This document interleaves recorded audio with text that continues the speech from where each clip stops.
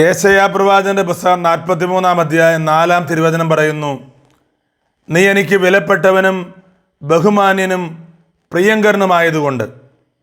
മനുഷ്യരുടെ മുമ്പിൽ നമുക്ക് വലിയ വില ഉണ്ടാകണമെന്നില്ല. കഴിവും സമ്പത്തും സൗന്ദര്യമൊക്കെ നോക്കിയാണ് മനുഷ്യൻ വിലയിടുന്നതും ബഹുമാനിക്കുന്നതും.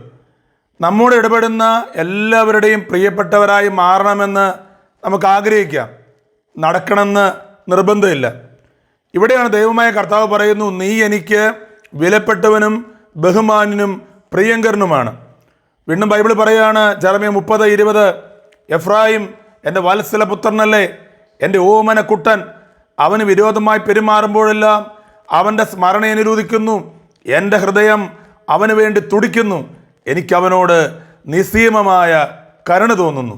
ദൈവം എല്ലാവരെയും സമൃദ്ധമായി അനുഗ്രഹിക്കട്ടെ. ആമേൻ.